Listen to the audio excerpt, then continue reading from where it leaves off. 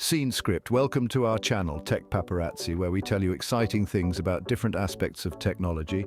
We want to say thank you to all our subscribers and those that keep coming back to watch our videos. In this video, we're going to be exploring how technology is sabotaging your lifestyle. Are you surprised? Don't be, but take a seat while we explore this together.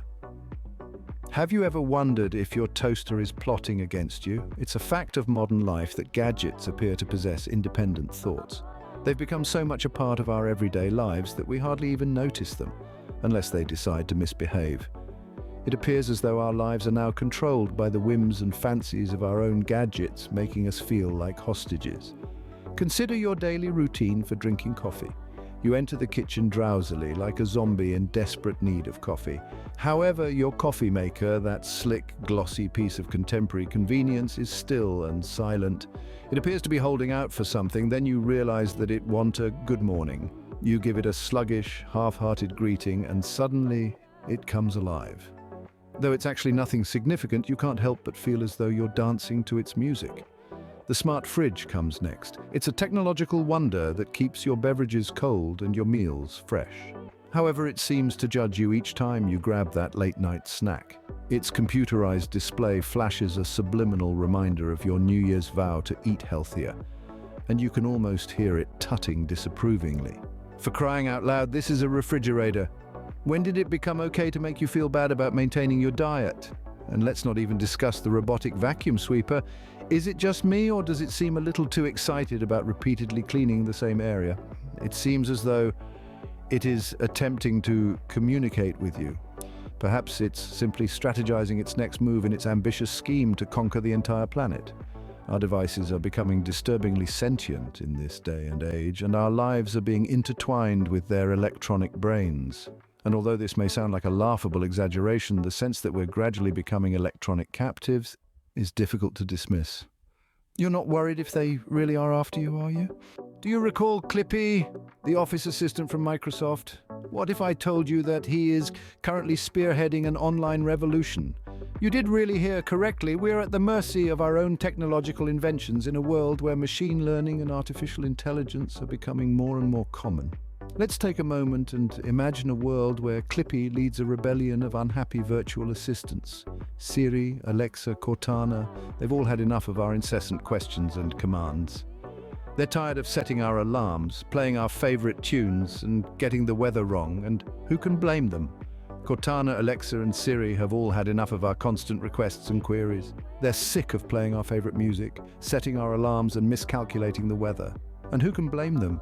The concept of artificial intelligence is innovative and practical, but it also has its ups and downs. On the one hand, it's amazing how technology can become aware of our habits and preferences and change accordingly. It's like always having a personal assistant at your disposal. However, this can also result in some strange but annoying misunderstandings. We've all experienced those moments when a simple voice command gets lost in translation with funny results. For example, if you ask for a dinner recipe for duck à l'orange and Siri translates it as duck and oranges, or when your predictive text decides to change meeting at noon to meeting at moon. The next time Siri misinterprets your dinner recipe and searches for duck à l'orange as duck and oranges, keep in mind that Clippy may be playing a practical joke on you. Have you ever logged into Facebook just for a minute only to come back 3 hours later and wonder where your life has gone? Introducing the social media time vortex, an equally perplexing and enigmatic phenomena as the Bermuda Triangle. You may be innocently checking your notifications 1 minute, and then you find yourself deeply engrossed in conspiracy theories explaining how the world is shaped like a donut. Similar to casinos in Las Vegas, social networking sites are made to keep you interested and scrolling for a very long time. They have an unending supply of information to keep you captivated, but no windows or clocks. One can never get enough posts to like, comments to respond to, and videos to watch. Speaking of videos, let's talk about the inexplicable popularity of cat videos. The internet is a place where cats are loved by everybody. We have seen videos of cats wearing hats, in boxes, and playing pianos, among other things. We have cherished these precious cats for many hours, and trust me when I say that those are moments we will never get back. And then there are the absurd viral trends that appear out of nowhere. Remember the ice bucket challenge or the Harlem Shake? And who can forget the days when everyone used to knock over water bottles as if it were an Olympic sport?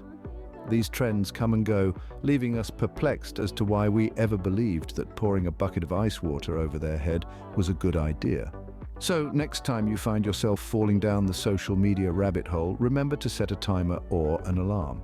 Because as fun as it may be to watch a cat play a piano, remember every minute you spend watching a cat play a piano is a minute you'll never get back. So the next time you get yourself sucked down the social media rabbit hole, don't forget to set an alarm or a timer. Even though it could be entertaining to watch a cat play the piano, keep in mind that each minute you spend doing so is time you'll never get back. Have you ever noticed that your phone is vibrating but no notifications are showing? Congratulations, you have phantom phone syndrome. Welcome to the crazy world of modern technology, where our devices have become so ingrained in our daily lives that we sometimes think them to be humming. It's similar to being in a haunted home, only your smartphone is playing tricks on your mind instead of ghosts. Don't feel bad about it, we've all been there. Imagine this. With your phone securely tucked away in your pocket and you in the middle of a crucial meeting, all of a sudden you feel a familiar buzz. You reach into your pocket to apologize, but there's nothing there. Not even an annoying app notice, not a call, not a text. That's phantom phone syndrome, my friends, a psychological phenomena that causes us to grab for our phones at the ring of a bell like Pavlov's dogs. Furthermore, it goes beyond merely imagined vibrations. Some of us are so dependent on our devices that each time we lose them, we have a mini heart attack. Yes, the frantic pocket checking, the terrified rummage through bags, the desperate going backwards in steps, all for that priceless piece of technology that appears to have sprouted legs and wandered off, not to mention the reflexive tendency to check one's phone, and you know the one when you take out your phone out of the blue, take a few quick swipes, and then put it back after accomplishing nothing at all. It's similar to checking the refrigerator every 30 minutes in the hopes that something tasty will have materialized out of thin air. What does this reveal about each of us?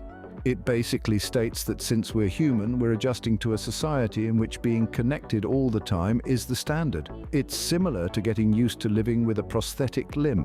Only this one beeps, buzzes, and demands our attention constantly. Therefore, don't worry if you find yourself frantically feeling your pockets every few minutes. You're not the only one. All of us are only attempting to make our way through this exciting new world in which our phones have become personal assistants. Those that have phantom phone syndrome, welcome to the group. Tuesdays are when we get together. Either bring your phone or leave it at home. Ever discussed a product and then saw internet advertisements about it? Doesn't it seem like your devices are listening to you? You're not the only one who feels uneasy. Greetings from the 5th installment of our technological journey, the invasion of privacy. In the era of ubiquitous digital technology, privacy has become a rather elusive notion. It feels like we're living in a science fiction book, as our gadgets appear to be sentient beings. But remember, they're still our reliable aides, aren't they? Always prepared to recommend that new diet you should try, or that pair of shoes you really need based on that one time you looked up how to lose weight in 2 hours on Google. Do you recall that day when you were having coffee with your friend and talking about how much you loved penguins? The next thing you know, you're inundated with advertisements for goods featuring penguins and Antarctic cruises. Isn't it as though your phone was eavesdropping on your conversation? Or how about the time you were complaining about how much you detest spiders, and then the following day, all of the advertisements for pest control services appeared on your social media feed? What irony. Don't forget the most hilarious one, though. That moment when your ever-helpful phone started recommending deals on pizza ovens as you were trying to learn Italian in preparation for your next vacation. It goes without saying that making pizza and speaking Italian go hand in hand. So, are we really being heard by our gadgets? Well, that one is still up for debate. However, one thing is certain, they are paying attention. Furthermore, despite the fact that this could appear a little unsettling, it also shows how far technology has come. People, welcome to a brave new world. Hey, there's always a bright side. Next time you're wondering what to get your friend for their birthday, just have a chat about it near your phone. You never know, you could receive the ideal recommendation. So if you start seeing ads for banana hammocks after a chat about tropical vacations, don't say I didn't warn you. Have you ever considered going off the grid? No issue, no phone, no internet, right? Not quite though. Tech detox has become something of a craze in this brave new world of always being connected. It's similar to being on a diet, but you're cutting off screen time instead of carbohydrates or sweets. That seems easy, doesn't it? Yet, this is frequently not the case in practice. In our digitally enabled age, cutting back on technology may be as difficult as trying to stay dry in London.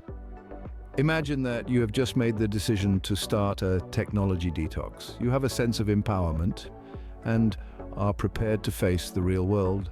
Your email then starts to ping. It won't hurt to take one look, right? And there you have it. You've strayed from digitalization quicker than you can say Wi-Fi.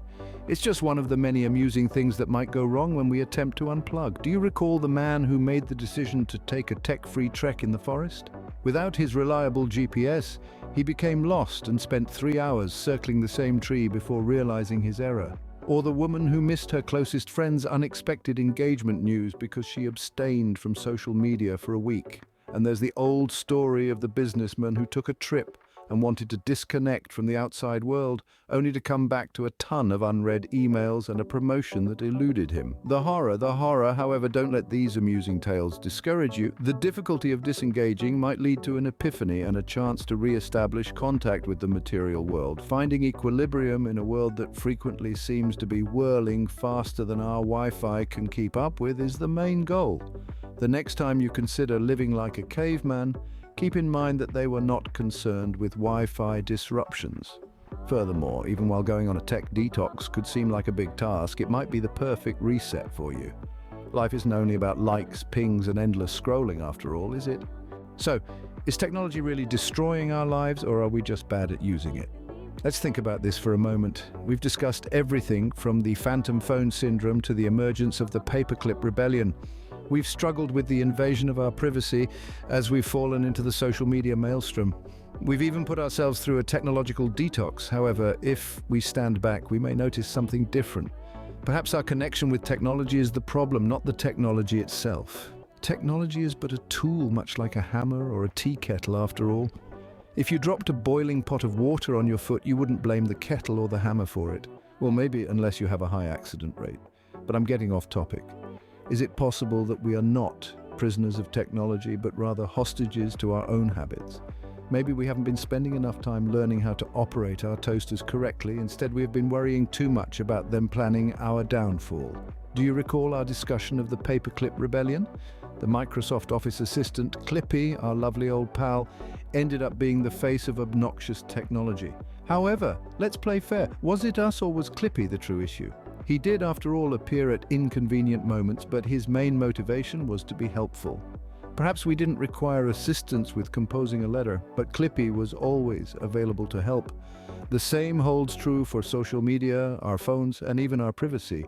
These technologies aren't intrinsically harmful. It is that we must acquire the skills necessary to use them sensibly and successfully. Therefore, even if our toasters may be planning our doom, maybe it's time to reevaluate our relationship with technology and take a step back. Keep in mind that Clippy only wants to be helpful. Do you now agree with me that a tech wreck is possible? Share with us in the comment section below on how technology has sabotaged your life. Don't forget to subscribe to our channel and hit the notification bell to get notification whenever we upload a new video. Thank you so much for watching.